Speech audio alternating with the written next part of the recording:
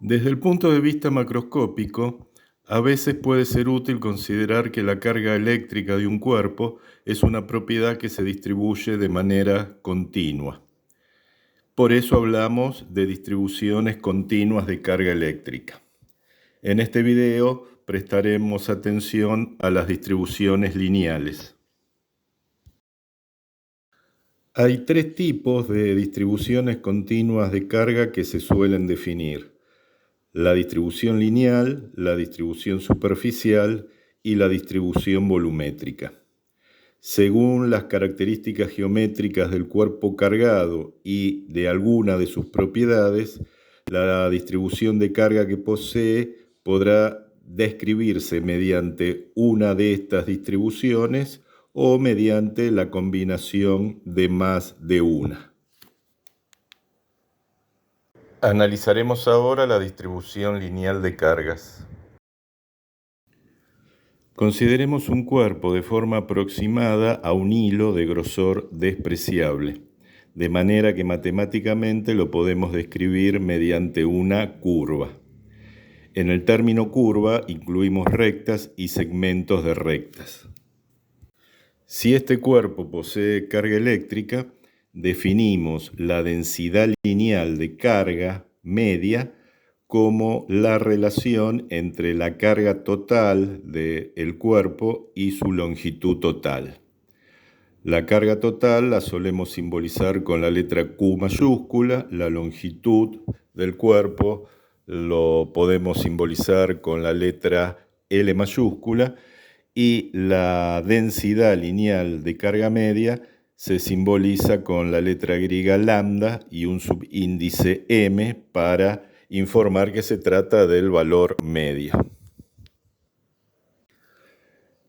La densidad de carga media en general no alcanza para describir cómo se distribuye la carga eléctrica en el cuerpo. Por eso es necesario poder definir el valor de la densidad lineal de carga para cada una de las posiciones del cuerpo. Para definir la densidad lineal de carga en cada posición, lo que hacemos es considerar a la curva que representa el cuerpo en cuestión, dividida en una cantidad de pequeñas porciones, suficientemente pequeñas cada una de ellas para que su longitud pueda considerarse matemáticamente una cantidad infinitesimal o diferencial, que denominamos diferencial de longitud y simbolizamos con una D y una L. Cada una de estas porciones tendrá una cantidad de carga que también matemáticamente podrá ser considerada una cantidad infinitesimal o diferencial de carga, simbolizada con una D y una Q. Para definir la densidad lineal de carga lambda en una posición del cuerpo, que podemos caracterizar por un vector R con respecto a algún sistema de referencia con el que estemos trabajando, lo que hacemos es considerar el elemento diferencial de longitud de la curva que contenga a la posición en cuestión. Entonces, la densidad lineal de carga en la posición R será la relación entre el diferencial de carga y el diferencial de longitud de ese elemento. En el Sistema Internacional de Unidades, las densidades lineales de carga se miden en coulomb por metro. Una distribución se dice uniforme o que el cuerpo está uniformemente cargado si su densidad lineal de carga es la misma en todos los puntos. En ese caso, ese único valor coincide con el valor medio. Podemos generalizar los conceptos de carga neta y de momento dipolar eléctrico para distribuciones continuas de carga. La carga neta será sumar los diferenciales de carga de las infinitas porciones en que consideramos dividida la distribución. con lo cual queda expresado como la integral del diferencial de carga. En el caso de una distribución lineal, ese diferencial de carga lo expresamos como el producto de la densidad lineal en cada punto por el diferencial de longitud correspondiente al entorno de esa posición. El momento dipolar eléctrico de un elemento de carga diferencial de Q en el entorno de una posición R es simplemente el producto de ese vector posición R por el correspondiente diferencial de carga. El momento dipolar eléctrico de toda la distribución será la suma de cada una de las contribuciones de los infinitos diferenciales de carga. Por lo tanto, queda expresado el momento dipolar eléctrico como la integral del vector posición por el diferencial de carga. En el caso de la distribución lineal, como antes, el diferencial de carga lo podemos expresar como el producto de la densidad lineal por el diferencial de longitud. Consideremos, por ejemplo, que tenemos un cuerpo como una varilla cuya longitud total la simbolizamos con L mayúscula y consideramos su espesor despreciable.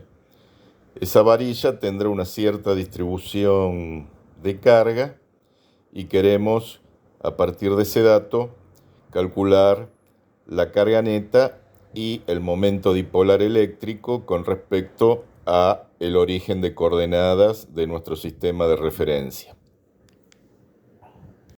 En general, para describir cómo se distribuye la carga en un cuerpo, necesitamos definir un sistema de referencia que nos permita describir la geometría de ese cuerpo, es decir, el conjunto de todas y cada una de las posiciones que pertenecen a ese cuerpo.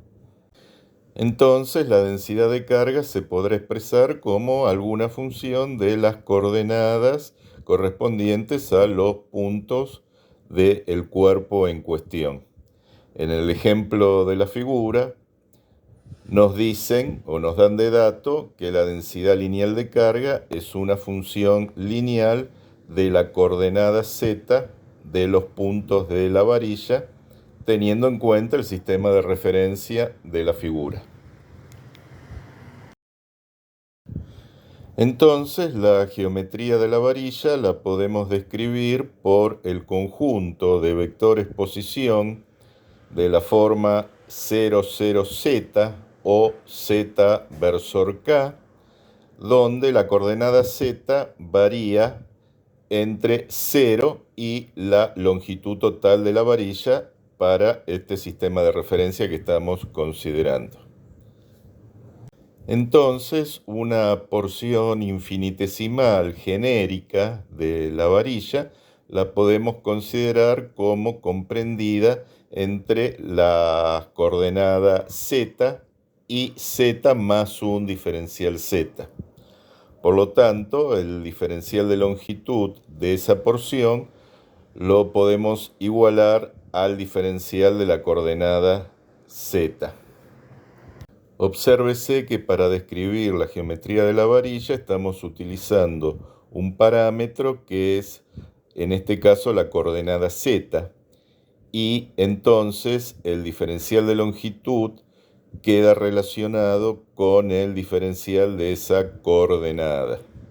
Para hallar la carga neta, simplemente en la integral general que la define, debemos reemplazar lambda por la función que en este caso es dato, y el diferencial de longitud, que en este caso lo igualamos al diferencial de z, e integrar entre los límites correspondientes a ese parámetro z que nos describe la totalidad de los puntos de la varilla. Luego es realizar la integral. Para obtener el momento dipolar eléctrico, en la integral que lo define, escribimos el vector posición de cada uno de los puntos de la varilla de acuerdo a la parametrización o descripción que hicimos al principio. En este caso lo podemos escribir como vectores de la forma z versor k. Expresamos la densidad de carga por la función que en este caso es dato, y el diferencial de longitud, que en este caso lo asimilamos al diferencial de la coordenada z, e integramos dentro del rango correspondiente a los puntos de la varilla. Luego es simplemente hacer la integral, donde el versor cartesiano k es un versor fijo que es independiente del parámetro z, por lo tanto puede salir de la integral como cualquier otro constante. Consideremos ahora el caso de una varilla semicircular de radio R y espesor, por supuesto, despreciable. Si queremos describir cómo se distribuye la carga en este cuerpo, necesitamos nuevamente establecer un sistema de referencia que nos permita describir todas y cada una de las posiciones de esta varilla. Consideremos, por ejemplo, el sistema de referencia de la figura, donde el origen de coordenadas coincide con el centro de curvatura de la varilla.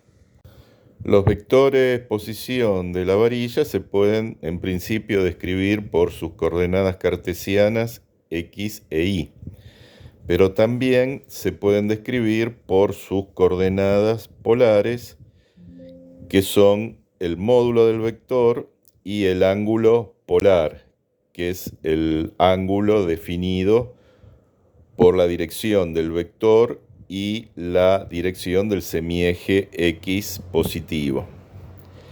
La ventaja de usar las coordenadas polares es que hay una única coordenada que toma un conjunto de valores, en este caso el ángulo polar, entre 0 y pi, siendo la otra coordenada, el módulo del vector, una constante. En realidad, lo que veremos que conviene hacer, o puede resultar útil, es describir al vector en términos de un par ordenado de coordenadas cartesianas x, y, pero a su vez esas coordenadas cartesianas las escribimos en función de sus coordenadas polares.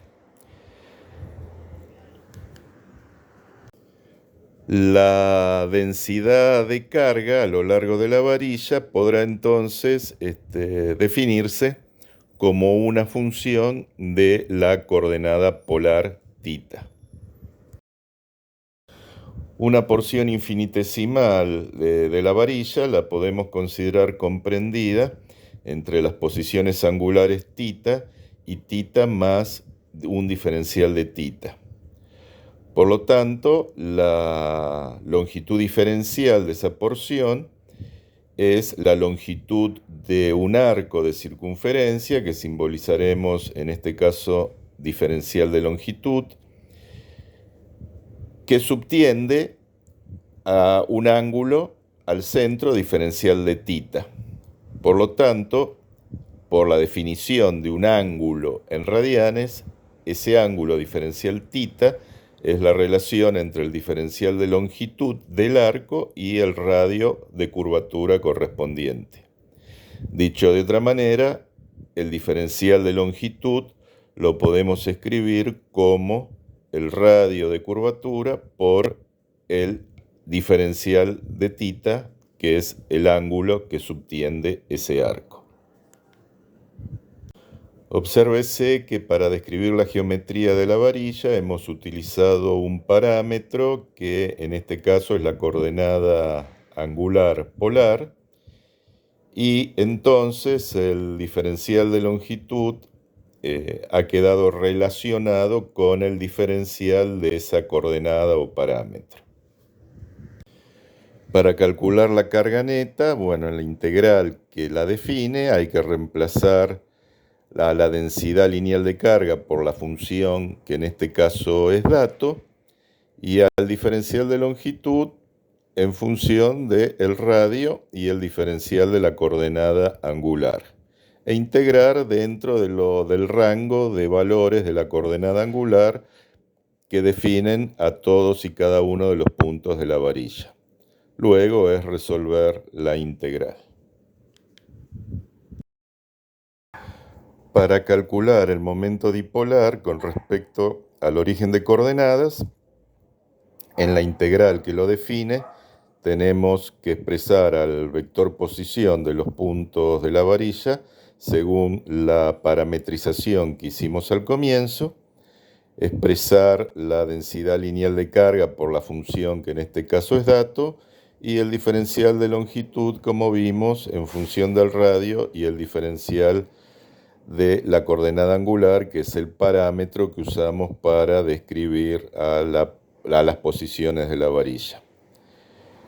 El integrando es una magnitud vectorial, pero acá podemos ver la utilidad de haber expresado esos vectores en coordenadas cartesianas, pero a su vez esas coordenadas cartesianas expresarlas en función de las coordenadas polares, de manera que haya una única coordenada que sea variable.